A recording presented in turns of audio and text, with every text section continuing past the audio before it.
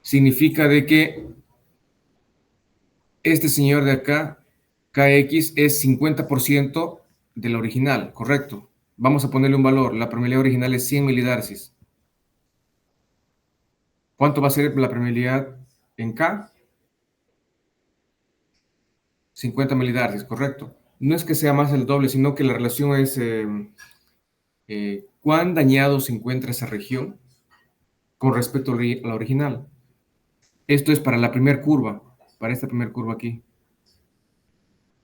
Entonces, para el caso en el cual la permeabilidad sea de la región, de la zona dañada, sea el 50% del original, ¿no?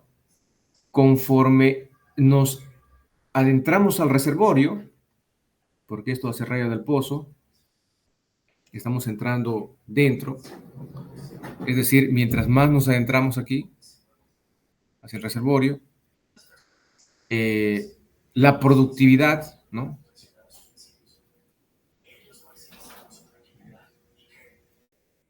La productividad del pozo, ¿no? Y aquí tenemos, perdón, hay una variable que es penetración de la zona dañada. Estamos hablando de los baleos, ¿no? Entonces, si tenemos una zona dañada y nosotros podemos penetrar más, ¿no? Eh, momento, hay un tema más. Hasta ese punto se entiende, más o menos el diseño, el esquema. Sí, se entiende. Y Elvis. Sí, ingeniero, se entiende. Bueno, primero empezamos en ese punto, ¿no? Entonces, son tres variables, de nuevo vamos a empezar. Son tres variables que estamos evaluando. Uno vendría a ser esa relación, permeabilidad de la zona dañada, permeabilidad original, que está representada por cada una de estas curvas. ¿Por qué? Porque varían justamente 0,5, 0,2, 0,1. La otra es la relación de productividades que estamos mencionando ayer, con daño y sin daño. Si ambas fueran iguales, es decir, si no hubiera daño, sería igual a 1, correcto. Pero conforme hay más daño, ¿no? Va reduciendo, ¿no? En base a cada una de estas curvas y en base a una variable que es penetración de la zona dañada. Ahí, cuando hablo de penetración, hace un momento estaba pensando que fuera el tema de los baleos, pero en realidad es la penetración en la profundidad de la zona dañada. Cuanto más profunda es, va a tener mayor impacto en la productividad. Entonces, no es lo mismo, y ahí voy a cambiar un color diferente, no es lo mismo que tengamos una región dañada de, por decirle, apenas, ¿no? 4, ¿no? Vamos a suponer que sería para nuestro caso de 0,5. A 4, si solamente tenemos 4 pulgadas de zona dañada, mi reducción en la productividad va a ser del 90%, o sea, va a llegar a ser solamente el 90% de la producción que fuera original, ideal, sin daño, correcto. Pero si para el mismo pozo mi zona dañada ha penetrado a este otro valor, es decir, más profundo, que vamos a asumir fuera 8, ¿no? Y voy a colocar esto con negro. El tema son los colores, ok. Aquí, este sería 8, ¿no? Estaríamos aquí. En pulgadas, estaría indicando de que mi productividad ya fuera un poco menor, mi relación de productividades fuera menor, 0,87, por ejemplo. ¿Ok? Pero si tuviéramos un caso en el cual, cambiando a otro color, esta región fuera mucho menor, por decirles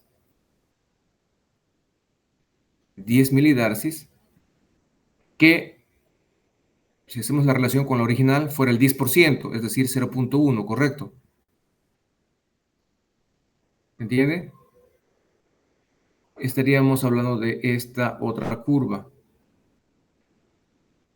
Entonces, para el mismo caso, para 4, mi relación de productividades fuera ese valor, y para 8, su impacto fuera mayor todavía. ¿Se entiende ahora mejor?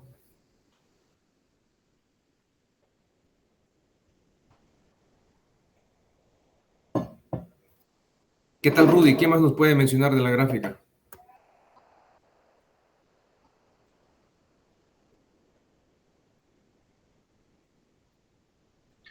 ¿Se entiende, ingeniero? La verdad, yo ayer tenía dudas, ahora ya la entendí. ¿Cuál era la duda que tenía? La duda era que pensaba que la gráfica era para hallar la permeabilidad con daño dividido entre la permeabilidad sin daño, pero en ¿Ya? realidad parece que es... un momento.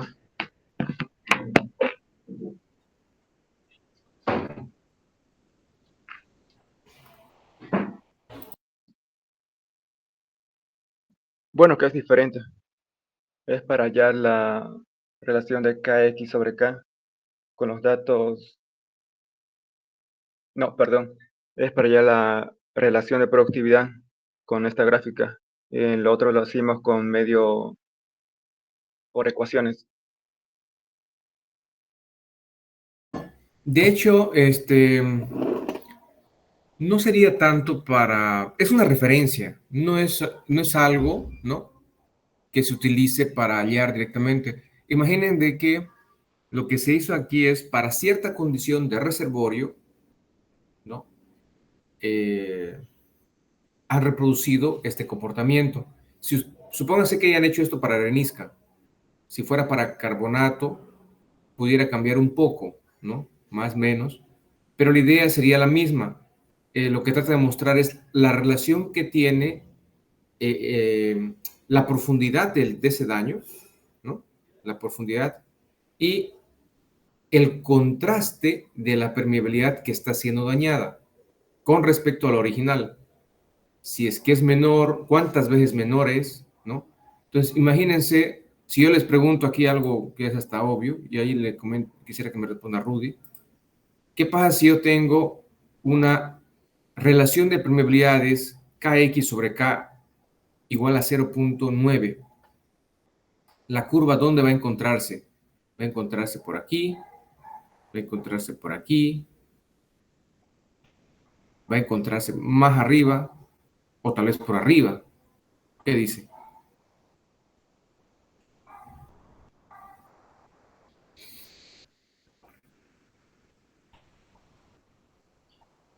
Yo diría que sería bastante arriba, casi horizontal, Muy cercana a la de 1, correcto. sí. Entonces, tal vez 0.9 irá a ser algo así. O sea, muy cercano a 1, porque cuando ambos sean igual a 1, ¿no?, sería prácticamente la línea inicial, correcto, donde no vamos a tener ningún tipo de pérdida. ¿Están de acuerdo?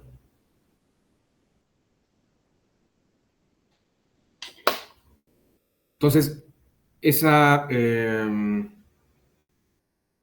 relación entre variables es el mensaje que tiene esta gráfica.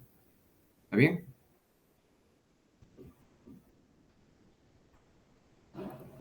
Bueno, vamos avanzando entonces.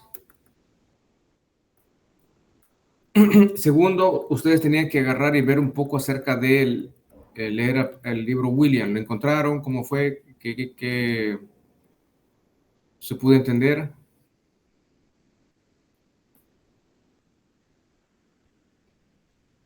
Comentarios. ¿Alguien quiere mostrar algo, tal vez? A ver, en este caso vamos en orden invertido. Empezamos por Rudy, luego Nelson y luego Elvis.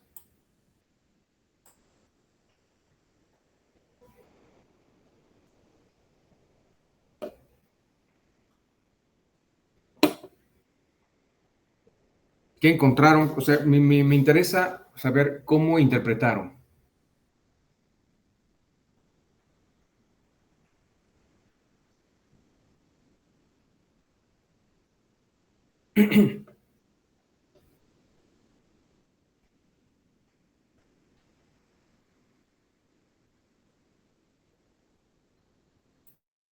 Bueno, yo estaba el libro que mencionó, encontré algo, las tablas en la página 20, pero luego busqué ejercicios para entender, pero la verdad no pude entender. Este ejemplo, que parece, no sé, muy químico, no le pude entender. No sé qué es este símbolo. Yo estuve viendo también sus diapositivas. Los gráficos, las ecuaciones las entendí. Sé dónde sale cada número. Hay algunos detalles como, no sé si estoy suponiendo bien, como por ejemplo este 0,7 que sale de una interpolación de esta tabla que está en el libro. ¿Correcto? Este valor CC supongo que es centímetros cúbicos, una densidad. No sé qué es este geometría o este geométrico, que ya lo vi 3 veces. Lo voy a buscar, pero si usted me dice qué es en base a su conocimiento, sería agradecido. ¿Qué más, Rudy? ¿Qué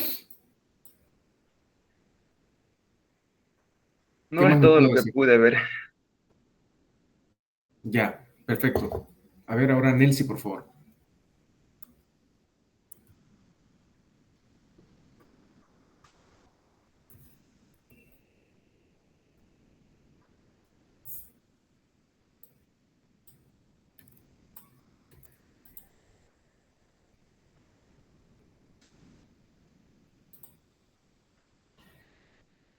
¿Aló, Nelsi?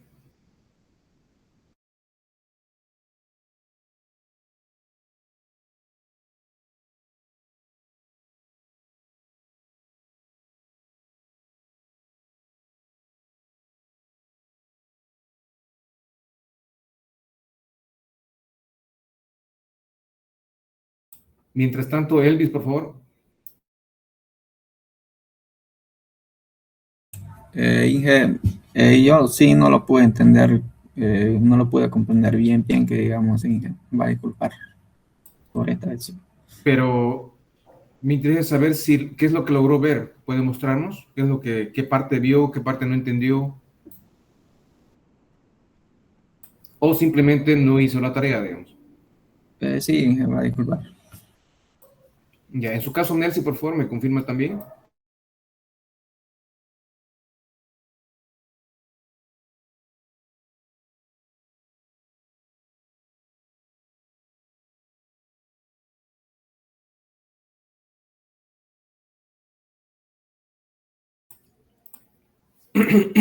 Bueno, vamos a suponer que no hizo la tarea. ¿Ok?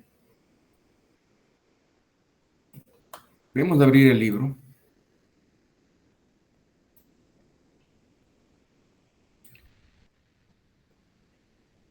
Mm, Williams.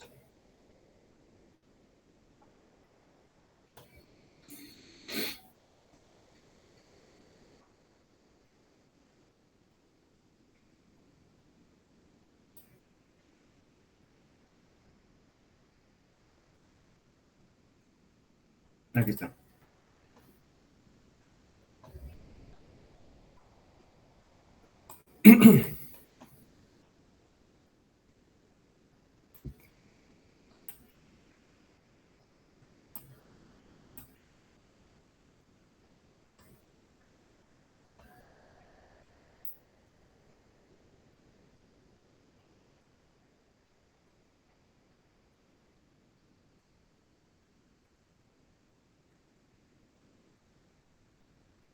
Ah, no me acuerdo, creo que está al inicio.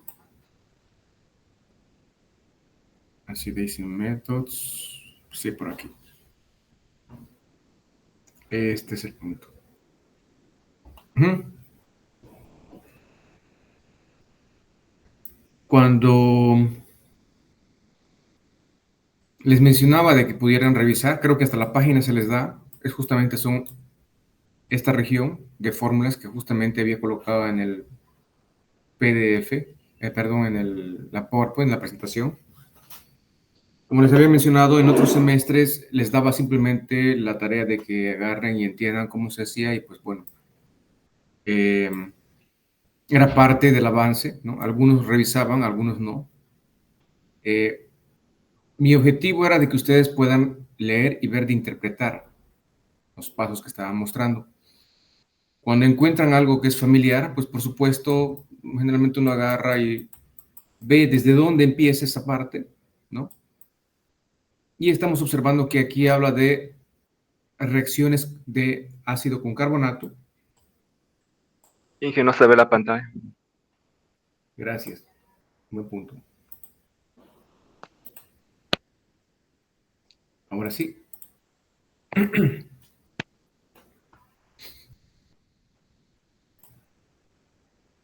Sí. Ya les decía entonces de que una vez uno agarra y encuentra lo que ya es familiar, como estas fórmulas que se encontraban en las diapositivas, usualmente uno agarra y ve de buscar dónde empieza toda esa región del tema, ¿no? ¿Dónde empieza? ¿Cuál sería el subtítulo? Y aquí menciona, observamos que es reacción de ácidos con carbonatos. Si vemos un poco más, tiene otra subsección que es composición química de carbonatos y pertenece a estequiometría de las reacciones de ácidos carbonatos. Entonces, una opción de una forma bastante rápida para entender, pues, de nuevo, Google, ChatGPT, para poder ver qué significa. Pero se refiere ese término a este tipo de balance, ¿no? Que se realiza en relación a cargas, a cantidad de moléculas, químicamente hablando, ¿no? Por decirles cómo reacciona el ácido clorhídrico con el carbonato de calcio. En química inorgánica han tenido que ver esto. Yo recuerdo inclusive algo al respecto también. No recuerdo si el nombre del docente, era un señor mayor ya, que era bastante bueno. Era bien conocido, se me fue ahorita el nombre. Pero ahí sí, como mencionaba ayer y preguntaba a su compañero Andri, tenías primera molécula más la segunda molécula y este resultado había que desarrollarlo. Pero aquí ya está todo prácticamente resuelto y cuando hablamos de los coeficientes de balance estequiométrico son estos valores que se encuentran por delante de algunas moléculas, ¿no? Por ejemplo, 2 y 4. Y en el mismo libro te lo menciona, porque dice acá, ¿no? Fíjense, peso molecular del mineral, esto está tabulado, 100.09. Coeficiente estequiométrico, ¿no? Correspondiente al mineral. Y aquí abajo sería peso molecular del ácido, 36.47, vamos a ver de dónde viene. Y coeficiente estequiométrico. Entonces, aquí aparece el 1 y el 2. Y si nosotros nos fijamos acá, tenemos justamente para el ácido clorhídrico por delante tenemos un 2 y para el carbonato, que sería el mineral, tenemos un 1 por delante que es sobreentendido, correcto. En cuanto al peso molecular, pues agarramos y uno revisa, ¿no? Es parte del sondeo de lo que uno está estudiando. Aquí tenemos tablas referente a ello. Peso molecular del ácido clorhídrico, 36.47. Estamos confirmando de que es una propiedad del ácido clorhídrico, ese peso molecular. Y el otro es del carbonato, cuánto va a ser su peso molecular.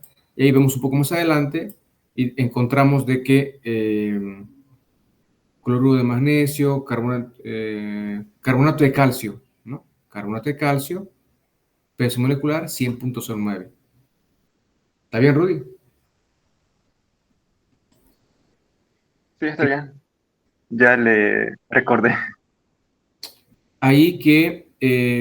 está muy lento, esto no quiere mover. Ahora sí. Otra cosa que quería que lean, ¿no? O sea, por supuesto que es mínimamente debían haber revisado el texto y todavía los invito a que lo hagan como parte de la materia. inicia justamente, no quiere ayudar este amigo, justamente aquí, ¿no? Reacciones con carbonatos. Pueden agarrar, leer, no necesitan memorizarse nada, simplemente entender cuál es el contexto. Y habla justamente de las impurezas y todo referente al carbonato. Y esta parte, en esa página, que es la más importante, quería que verifiquen cuáles son los pasos, cuál es el mensaje en relación al desarrollo de esta tabla, porque es la tabla final que se va a utilizar. ¿Qué valores se van a utilizar? No te dice, si no es un ejemplo. En otros libros, y eso es hace mucho, ¿no? Hay algunos libros que tienen teoría, ejemplo, que para mí también serían los mejores. Hay otros que son un poco más teóricos, ¿no? Sin embargo, este de aquí, de todas formas, tiene menos cantidad de ejemplos, ¿no? Ya termina, la siguiente página ya cambia a otro tema, reacciones y ácido y demás, pero prácticamente era la página 13 para entender cómo se resuelve esta tablita, de dónde vienen los datos. Entonces voy a pasar a la presentación, que lo tengo más fácil porque aquí está un poco lento. Y yo había dado una interpretación a la misma, ¿no? Quería ver si ustedes habían entendido de la misma manera. Entonces, tal cual, tenemos la fórmula de beta como la masa de roca disuelta por unidad de ácido gastado. Hay un beta sub 100, ¿no? Y hay un beta sub 15. ¿Qué significa el beta sub 100? Sería aquel en la cual estamos utilizando el ácido clorhídrico al 100%. Ese término, esa explicación se encuentra en el libro y es lo que quería que agarren y ustedes confirmen. Si reemplazamos todos estos valores conforme a esta fórmula, debería darnos el resultado de 1.372 gramos de caliza disuelta por cada 100% de ácido clorhídrico gastado. Es un valor referencial. ¿Dónde lo utilizamos esto? Si nos fijamos en la siguiente slide, vamos a encontrar este valor aquí. Era para poder identificar, o sea, el ejemplo en sí sería este, por reemplazo, ¿no? Para poder explicar de dónde viene la tabla, cómo se utiliza la tabla, ¿no? Y qué representa los valores de la tabla. Porque con esta tabla fácilmente se va a poder resolver esta ecuación. Entonces, este de aquí sería el B sub 100 y tiene aquí dos asteriscos. Se encuentra aquí abajo como con la fórmula que inicialmente fue presentada. Y para el ácido clorhídrico y el carbonato de calcio tiene el 1.37. Claro que en el otro lado está con un decimal más, 37.2. Pero ya te da el proceso para poder explicar de dónde viene el 1.37. Por tanto, por analogía, pudiéramos entender cómo fue obtenido los otros componentes aquí, los otros valores. El 0.83 tendrá que ser realizado también un análisis similar, pero con el ácido acético, ¿no? Y el carbonato de calcio. ¿Qué pasa si cambio ahora a dolomita con ácido clorhídrico? Tendría que darme 1.27. Tendría que agarrar, revisar aquí, dolomita, 184, reemplazar aquí. Aquí abajo mantenemos, para el caso de ácido clorhídrico, otro de los datos, cuánto sale, se reemplaza. Balance estequiométrico, tenemos que agarrar y revisar cuáles serían los coeficientes que serían en el mismo balance, que justamente también se encuentran en las diapositivas que les había mandado. Estas mismas diapositivas más atrás, voy a hacer un pequeño ejemplo. Aquí, por ejemplo, aquí tenemos estequiometría, dice, ¿no? Estequiometría 2, 1, para el tema de ácido acético. Más atrás tenemos, eso es para fluorhídrico, ¿no? para ácido clorhídrico, aquí está. 2,1 también para caliza y 4,1 para dolomita.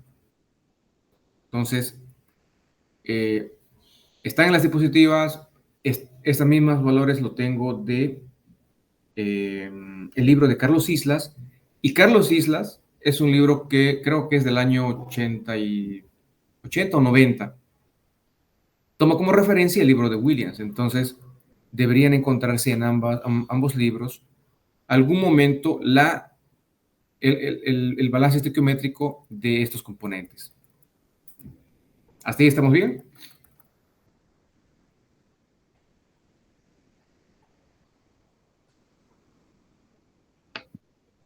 Sí, ¿Estamos bien?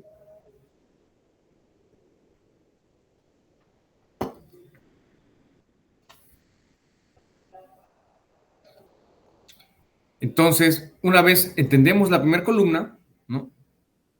Nos fijamos todavía aquí que más dice, en caso de que yo quiera utilizar un ácido clorhídrico a menor porcentaje de concentración, que es más común utilizar al 15, 20, 28%. El valor de beta hay que multiplicar por 0,15 para obtener el valor que debería de reemplazar cuando en la fórmula esté beta a 15%, que justamente en la anterior fórmula aparece un beta. Y este beta, a pesar de que no tiene el subíndice aquí en porcentaje, está relacionado con este otro término que es la fracción del peso del material soluble en ácido clorhídrico. Y este material también va a depender del porcentaje de ácido clorhídrico que se está utilizando. Entonces, ambos están relacionados.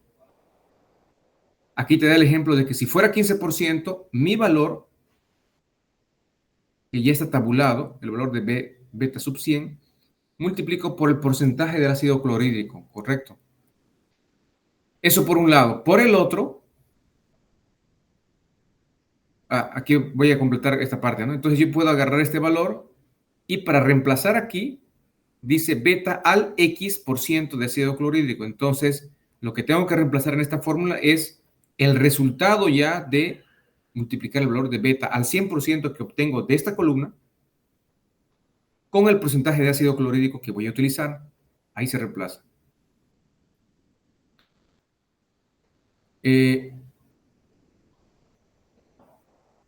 Por otro lado, toca la parte del poder del disolvente que está con X, ¿no?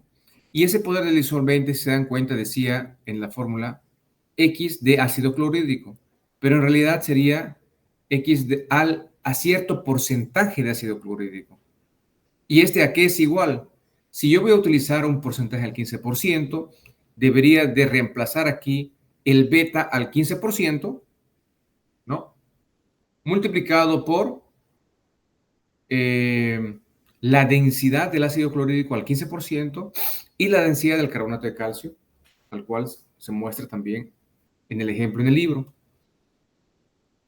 Entonces, ahí inclusive vamos un paso atrás y ese beta al 15% es 0,206, que es el que estoy utilizando aquí directamente. La densidad del ácido clorhídrico al 15% se obtiene a través de la interpolación, como mencionaba su compañero, de estos valores, de la densidad de gravedad específica que está en gramos cc. Y el 2,71 sería la densidad del carbonato de calcio, que también debería de estar tabulado. Si no está aquí, en otra tabla también pudieran buscarlo. O en internet se puede buscar. Reemplazando todo esto, me sale 0,082 centímetros cúbicos de caliza disuelta por centímetro cúbico de ácido clorhídrico gastado al 15%. Y este valor sería aquel que voy a reemplazar más allá, ¿no? En el otro lado. Aquí aparece una fórmula más. Creo que es justamente para poder hacer conversiones. Ahorita no recuerdo exactamente por qué la había colocado, volumen de ácido clorhídrico al porcentaje. Ya. Claro, es la misma. Es de dónde viene esta fórmula, ¿no? Prácticamente. que también tiene que estar en el mismo texto, ¿no? Pero observamos luego que la tabla tiene a la mano derecha otro conjunto de valores encabezados por porcentajes de ácido clorhídrico, en realidad porcentajes del ácido que se va a utilizar, ¿no? Y ahí tenemos el X y hay una pequeña T. Y aquí se encuentra también, es como si fuera, digamos, una referencia, que esa X vendría a ser, estará dada por el volumen de roca disuelta, volumen del ácido tratado, tal cual se menciona aquí. ¿Qué está relacionando? Esos dos componentes. Entonces, la idea es entender de dónde vienen los datos de la tabla y fácilmente poder utilizarlo. ¿Qué pasa si yo agarro y digo, voy a utilizar ahora ya no ácido clorhídrico y carbonatos, quiero hacerlo para dolomitas y va a ser ácido fórmico? Entonces, el ácido fórmico voy a tenerlo como ácido fórmico, utilizo, aquí tenemos dolomita, aquí tenemos el valor del beta al 100%, ¿no? Suponiendo de que el ácido fórmico vamos a utilizarlo al 30%, ¿no? Tendríamos que agarrar y ver de utilizar este valor que corresponde justamente al X a ese 30%. ¿Cómo sabemos eso? Porque cuando hemos estado estudiando el primer caso, nos era mucho más conocido, como hemos visto hace un momento, el valor 1,37, y hemos visto que para carbonato de calcio y, perdón, ácido clorhídrico y carbonato de calcio, la limonita, perdón, no es limonita, calcita, tiene un beta de 1,37, y para el 15% que estábamos mencionando, mi valor del X era 0,82, tal cual se mostraba en el slide anterior. Entonces, significa de que el 0,82 lo reemplazo aquí y el 1,37 lo reemplazo aquí. Para el otro escenario, si cambiaran los componentes, pues tendría que reemplazar este beta.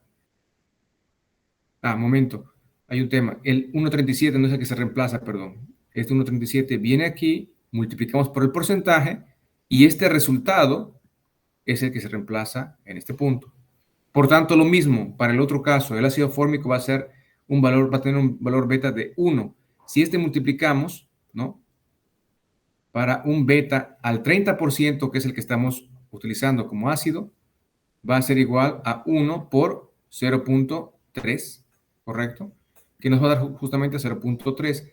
Este 0,3 es el que voy a reemplazar en el denominador y en el numerador voy a reemplazar el valor de 0,112. ¿Se entiende?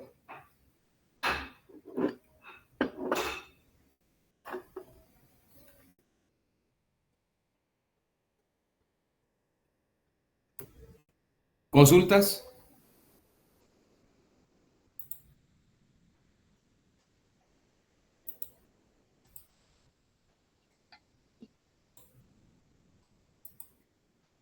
Y digamos, suponiendo que no tuviéramos o que no nos dieran de data 15%, digamos 20 o 13%, ¿ahí hacemos una interpolación con esta tabla o eso está mal?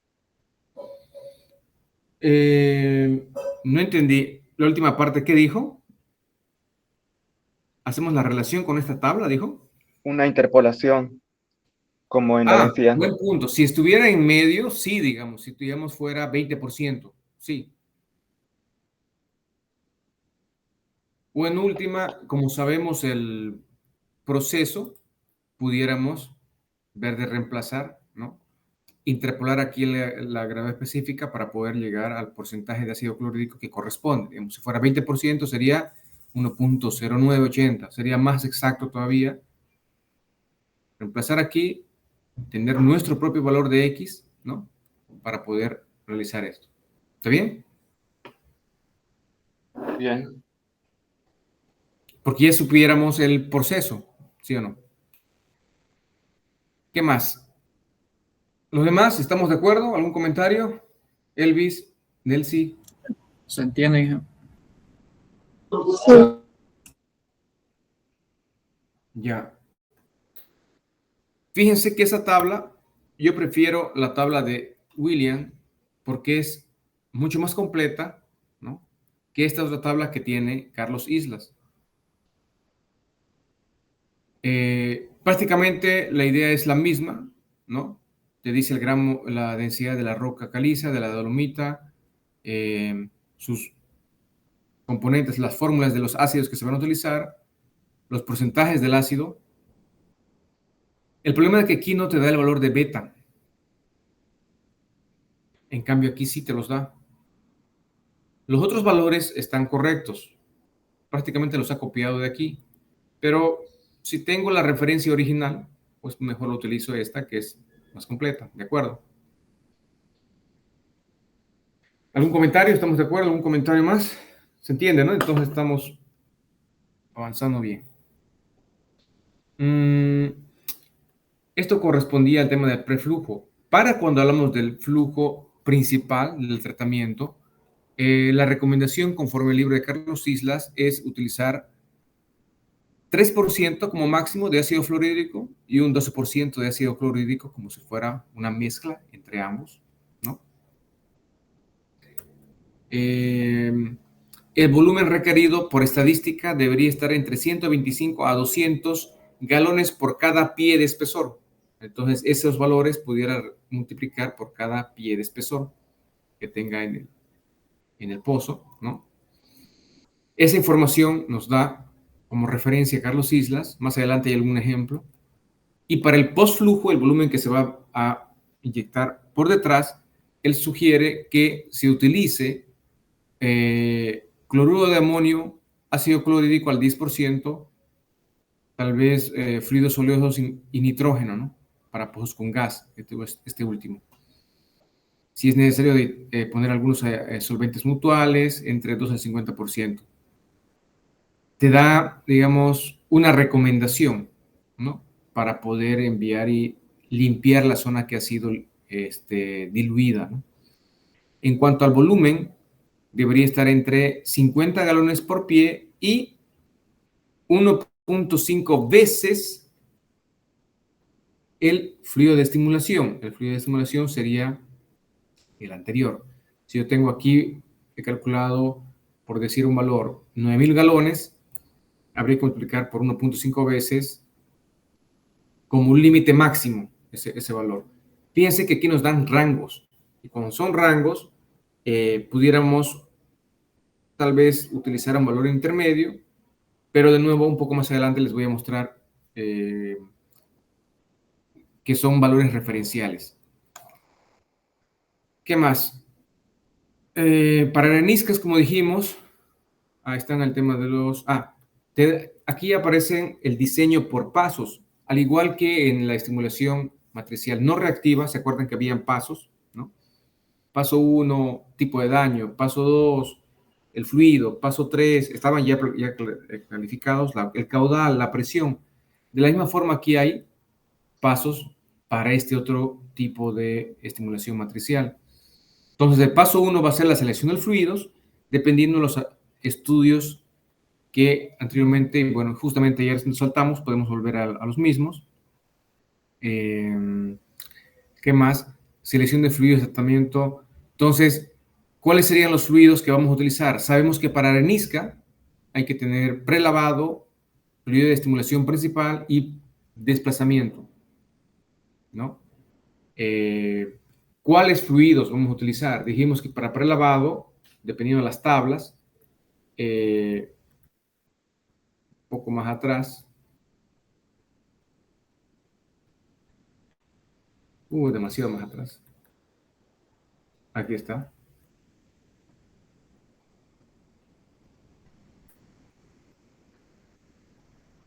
¿Dónde estamos? ¿Dónde estamos? Tengo que llevar esa tabla ya más fácil. No me pasé. Un segundo.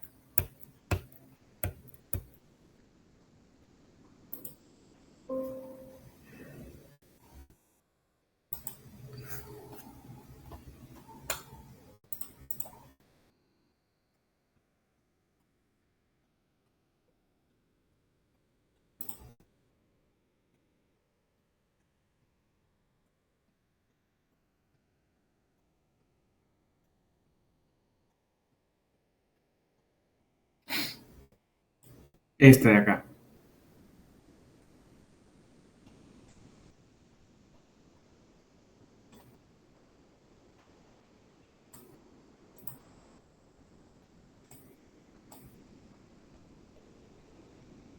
Ah, la tenía ahí el mismo. Estaba adelante. De nuevo. Aquí se encontraba ya había colocado anteriormente el semestre pasado. Prelavado serían estos fluidos. Tratamiento principal, dependiendo de estas características, pudiéramos utilizar estas combinaciones. Y postflujo, nos decía aquí cuál pudiera ser, ¿no? Cloruro de amonio, ácido clorhídrico, el 10%, en tema de tipo de fluido y los volúmenes, ¿no? Entonces es importante ahorita primero seleccionar el tipo de fluido, todavía no los volúmenes. En los siguientes pasos están el cálculo de volúmenes. Segundo paso va a ser similar al caso anterior de no reactivo, calcular la presión en fractura, la presión máxima de inyección en superficie, mismas fórmulas, ¿no? Porque también estamos tratando con una operación de inyección por debajo de la presión en fractura. El siguiente va a ser los volúmenes. Aquí es donde cambia todo, porque en el no reactivo era solamente un volumen que calculábamos, era bastante simple. En cambio aquí lo que tenemos que hacer son 3 volúmenes que tienen que estar puestos en orden, ¿no? Tienen que lavar, ¿no? Tienen que primero limpiar la roca, diluir la roca y luego desplazar más alejado del pozo la roca, los 3 volúmenes. Para el primero, como prelavado V1, tenemos la ecuación que habíamos estado mencionando, inclusive, así, pongo a pensar y digo, tanto énfasis en calcular esta fórmula, y Carlos Islas propone una segunda, tal vez por la experiencia que él tiene en diferentes trabajos. Hay una segunda fórmula que es simplemente un volumen poroso, similar a las de no reactiva. Y recomienda hacer esta comparación. Dice, calcule ambos volúmenes. Ya sabemos cómo calcular ahora esta segunda. La primera es más sencilla todavía. Calcule estos volúmenes y vea cuál de los dos es el mayor, ¿no? El mayor de ambos, el mayor entre los dos sería nuestro volumen de prelavado. Fíjense acá, cuando este es mayor, va a ser el seleccionado. Si el otro es el mayor, es el seleccionado. Cualquiera de los dos sería el mayor de ambos, sería nuestro denominado volumen 1, volumen de preflujo. Y recomienda, indistintamente de los datos que tengamos en el problema, utilizar 3 pies sumados al radio del pozo para tener como radio de X, radio de la zona que vamos a tratar. Eso para esta etapa. ¿Qué más? Ok, sería eso. Aquí hay unos valores referenciales también. Él nos dice también, creo que, si volvemos un poco aquí atrás, que este volumen de preflujo no nos dice nada sobre volúmenes. Rango de volúmenes no nos dice para este. Entonces,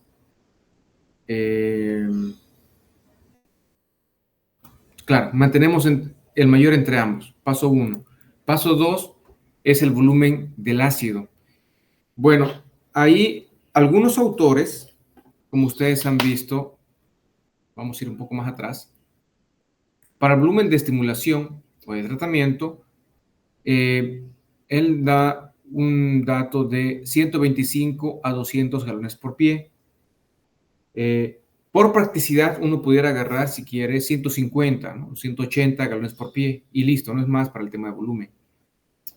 Sin embargo, el libro de Carlos, si ustedes lo ven, revísenlo, aparece unos pasos que también utiliza el ingeniero Cuellar dentro de su avance. Entonces, para no alejarnos de ese contenido, también se presentan aquí. Y es para calcular un volumen B2. Y prácticamente es como si hiciera un procedimiento adicional. Dice, a través de estas gráficas calculamos el V2. Si este V2 está entre ese rango de capacidad de volúmenes que hemos visto, lo mantenemos. Si estuviera por fuera, ya sea antes, o sea, menor o mayor al rango que hemos mencionado, pues voy a verlo acá. Fíjense. Aquí está. Este de aquí. Voy a ir a este diapositiva. Dice acá de 125 a 200 galones. Vamos a la parte terminal del B2. Entonces, el rango dice de 125 a 200 galones por cada pie. Eso es lo que me da. Prácticamente, y te dice luego de que el valor final que vas a calcular con estos gráficos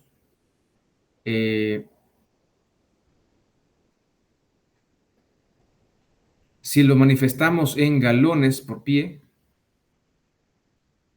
debería de estar entre este rango. Si fuera menor, tomamos el 125. Y si fuera mayor, tomamos el 200. Si está entre medio, lo mantenemos tal cual se encuentra. ¿Se entiende la idea ahí? Antes de ver a detalle los gráficos. ¿Se entiende? Entonces, yendo a los gráficos, es un poco tedioso tal vez esta parte, pero bueno, manteniendo el mismo avance que tiene el ingeniero Cuellar, sería, primero necesitamos el dato de temperatura de reservorio, tenemos el dato, o necesitamos el dato de penetración del ácido, ¿no? Entonces, con estos valores, ingresamos y vamos a intersectar el tipo de ácido que estoy utilizando. Para este caso sería el ácido clorhídrico, si fuera el caso, y no, este es al revés, perdón. Con la temperatura voy y intersecto el tipo de ácido y puedo leer ahí cuánto va a ser la penetración del ácido. Ese sería el paso 1. A esa penetración del ácido le voy a denominar P sub A, ¿no? Penetración de la arena limpia, en pulgadas. Una vez tengo ese valor, hay que corregirlo por el caudal. Y lo corregimos con esta constante C sub Q. Entonces, P sub A, que anteriormente teníamos en pulgadas, multiplicamos por C sub Q. ¿De dónde obtenemos C sub Q? Utilizamos aquí el caudal, un caudal unitario, es decir, dividiendo entre el espesor, voy a tener barriles por minuto por cada pie. Entonces, el caudal de inyección, que lo tendríamos como información, dividimos entre el espesor y ingresamos en Y, intersectamos la curva y podemos leer cuánto va a ser el factor de corrección. Multiplicando tendríamos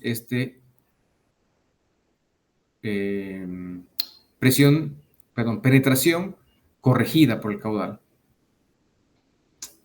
Siguiente paso, necesitamos el contenido de silicatos en peso, en porcentaje.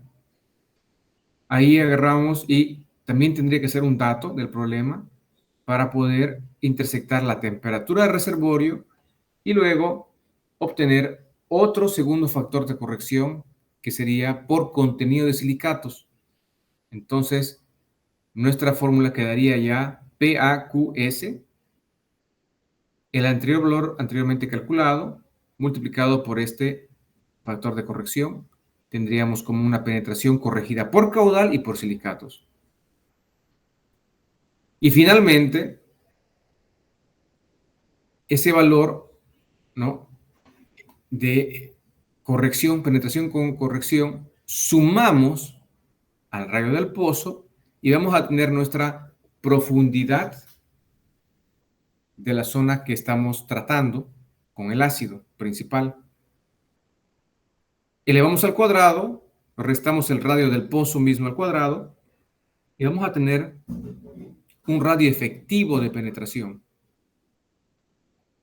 Ese valor lo utilizamos para entrar en Y, en X aquí, en esta gráfica, y intersectamos la línea y hallamos lo que sería un volumen de estimulación en galones por pie, una capacidad, ¿no? En galones por pie. Si este valor, conocido como V sub A, multiplicamos por el espesor, nos va a dar el volumen total. Entonces, prácticamente lo que vamos a reemplazar en galones por pie sería este valor para ver dónde queda en este rango, ¿no? ¿Se entendió hasta ahí? Son 3, 4 gráficas, pero bueno, hay que hacerlo uno a uno, ¿no? ¿Está bien? ¿Comentarios?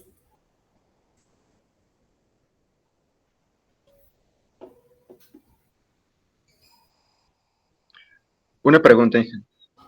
¿Qué tiene que ver el RX con la zona dañada o no tiene relación? El RX sería la profundidad, ¿no? De la zona dañada, justamente. ¿Son lo mismo? Es lo mismo. Pasa que aquí lo estás calculando. Es una metodología. O sea, sé que es un poco tal vez confuso. ¿Por qué? Suponiendo así, tengo un problema donde me da una estimación de la zona dañada, ¿ya? Por decirle, no sé, 3 pies, digamos. Yo debería de agarrar ese valor y utilizar ese dato para todas mis ecuaciones, ¿correcto? Sería lo más fácil, digamos. Pero, dada el proceso que tiene el libro de Carlos Islas, él agarra y dice, bueno, si voy a hacer mi cálculo para no reactivo, utilizo ese valor directamente. Pero si es para reactivo areniscas, para el prelavado, puedo utilizar este otro valor para la parte del ácido principal, como estamos viendo hasta el momento. Voy a recalcular ese valor. Y para el postflujo también te da un valor adicional. Fíjense aquí, dice el radio de la zona dañada, considerar 4 pies, independientemente del dato que vos tengas originalmente. Son recomendaciones que él te da y por eso aquí le estoy resaltando. De nuevo, pueden revisar, y es para que ustedes revisen también, el libro de Carlos Islas está en español, y verifiquen estas recomendaciones y las ecuaciones. Entonces, para el ácido, para el volumen prelavado, él te dice, independientemente del valor que vos tengas de la profundidad, ¿no? Del daño, utiliza 3 pies. Eso, 3 pies más el radio del pozo te va a dar ese RX para esta etapa. Para la etapa 2, que es el ácido principal, vas a recalcular ese valor de RX, ¿no? Y para la parte 3 dice utiliza 4 pies. ¿Está bien? Bien. ¿Qué más?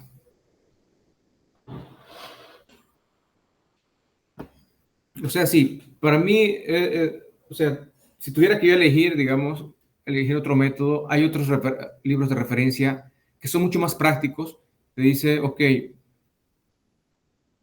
este dato de profundidad para todos y este otro de volumen, no es más, acabó. O este rango. Pero aquí, bueno, hay diferentes pasos adicionales, ¿no? Y como está ahorita de esta manera basado en el ingeniero Cuellar, prefiero mantener el mismo avance para evitar confusiones, ¿no? Al momento de pasar la materia. Entonces, para el caso de desplazamiento aquí, volumen 3, se utiliza esta otra fórmula, que es ya bastante conocida por ustedes, se puede reemplazar. Y bueno, también te dice, ¿no? Si el volumen 3 está en el rango de 50 galones pie y 1.5 veces el volumen V2 del paso anterior, perfecto, está bien, se puede utilizar. Pero si fuera menor o si fuera mayor, tenemos que utilizar o 50 galones o 1.5 veces el volumen de V2. Es la recomendación. Y para los 3 volúmenes, preflujo, principal y postflujo, se utiliza la misma fórmula para ver cálculo de tiempos. Por supuesto, no hay que olvidarse de un volumen de sobredesplazamiento, que sería aquel que vas a utilizar para inyectar en el pozo después de los otros 3 volúmenes, buscando de que estos se encuentren en el reservorio y aquí solamente tengamos este volumen de sobredesplazamiento, ¿no? Para posicionar los 3 volúmenes en el reservorio y que no se queden en la tubería.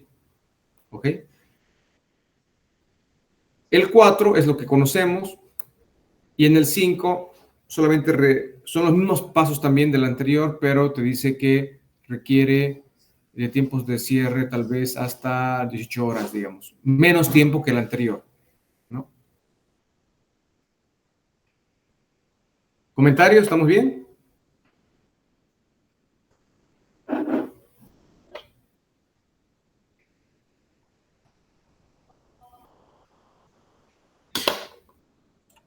¿Todo Sí, claro?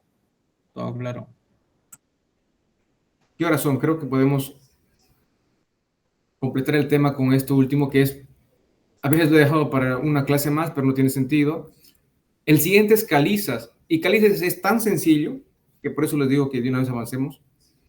Lo más común es utilizar 15%, pero a veces, dependiendo las limitaciones, principalmente de herramientas en el pozo, podría utilizarse hasta 28%. Entonces, en estos casos de areniscas, o sea, perdón, de calizas, no es necesario mandar pleflujo, nada, es directamente agarrar directamente el ácido. ¿Y qué volumen se va a utilizar? Pues un poco más adelante voy a pasar. Aquí tenemos la fórmula de volumen. Es un volumen prácticamente de la zona alrededor del pozo. Te dije, si tuvieras daño somero, utiliza 5 pies. Si fuera daño profundo, utiliza 10 pies, independientemente del radio del valor que vos tengas estimado. Sabrás si es somero o profundo, dependiendo a qué tan dañado está el pozo al momento de hacer un well testing, por ejemplo. El valor del skin total. Entonces, ¿qué es lo que hace el ácido en las calizas? Dado que rápidamente disuelve este material, él no solamente va a limpiar los poros que se encuentran taponando la caliza, lo que él va a hacer es diluir la caliza. Y aquí lo que se muestra es una tomografía. Aquí tenemos, ¿qué es lo que representa esto? Se ubica en un testigo, un plaque, ¿no? Un cilindro. Entonces, el cilindro de muestra de caliza, vista de arriba y vista de abajo, son estas fotos. Luego de haber hecho la inyección, ¿no? Porque se hace, por ejemplo, en un solo sentido. En este sentido se puede hacer la inyección del ácido clorhídrico y resulta de que él prácticamente diluyó una parte, perforó y empezó a crear unos canales por dentro, que es lo que se muestra en la tomografía, ¿no? De esta manera, ese es el tamaño del testigo. Y es lo que muestra aquí como un camino nuevo en la roca, ¿no? Aquí tenemos otros casos, dependiendo la cantidad de caudal y concentración, volumen que se ha utilizado. En algunos casos puede formar denominados agujeros de gusano, wormholes, mayores, de mayor diámetro, otros más finos, y otros sencillamente la dilución es mucho mayor, ¿no? Entonces, los pasos para este mismo caso sería selecciona el fluido que sabemos va a ser ácido clorhídrico para bajas temperaturas, es decir, menor a 300 grados Fahrenheit. Si tenemos altas temperaturas, tenemos que cambiar por ácido fórmico o ácido acético. No está por demás hacer pruebas de laboratorio. Paso 2, mismos pasos de fractura, presión y caudal. Paso 3, la fórmula es más sencilla aún. Una sola fórmula, un solo volumen que hay que inyectar. Tiene que estar en este rango. Este valor tiene que estar en el rango mayor o menor. Se mantiene estos mismos rangos. Si fuera intermedio, mantenemos el valor de volumen de fluido. el volumen de sobredesplazamiento se mantiene también, productividad, la misma forma se estima, y aquí es donde la recomendación es ni bien se termina de inyectar, hay que recuperar todo el fluido. Entonces, el práctico 2 sería este mismo. Aquí lo que se hizo fue adaptar el ejercicio anterior de Carlos Islas, que era para no reactivos, con algunos datos adicionales como silicatos, Delta P Safe, ¿no? Para aplicar, este es para aplicar a areniscas. O sea, es un ejemplo de estimulación en areniscas, ¿no? Pero una estimulación reactiva. Entonces, vean por favor de revisar, de hacer esto. Aquí tenemos algunos datos referenciales como respuesta para la siguiente clase. ¿Está bien? Está bien.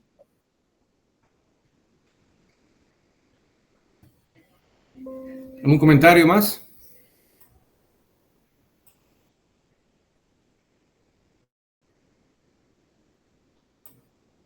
Tenemos aquí más otros datos adicionales. Bibliografía. Prácticamente sería eso. Si no hubiera comentarios, pues nos veríamos el día viernes próximo. Algo más les iba a decir, se me fue ahorita. Si me acuerdo, les aviso. Con eso estaríamos listos con el tema 2. Y va a faltar un tema que va a ser teórico que vamos a avanzar el día viernes. Posiblemente un día de examen fuera el día 24 de abril. Anoten, por favor. 24 de abril pudiera ser examen, porque el viernes vamos a terminar con un tema que es teórico, súper sencillo, y quedaría ya el examen para el 24. Voy a anotar acá.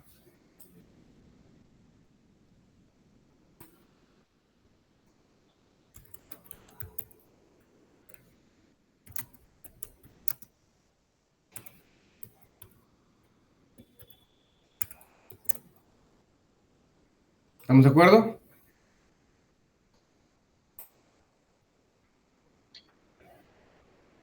Sí, está bien.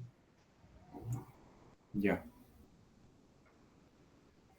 Bueno, entonces vayan estudiando, vayan avanzando, trabajen sus planillas, hagan su formulario, impriman estas hojas, estos gráficos, imprímanlos para que los tengan también a mano. Y bueno, cualquier consulta ahí me pasa por el WhatsApp, por el grupo o por mail, ¿está bien?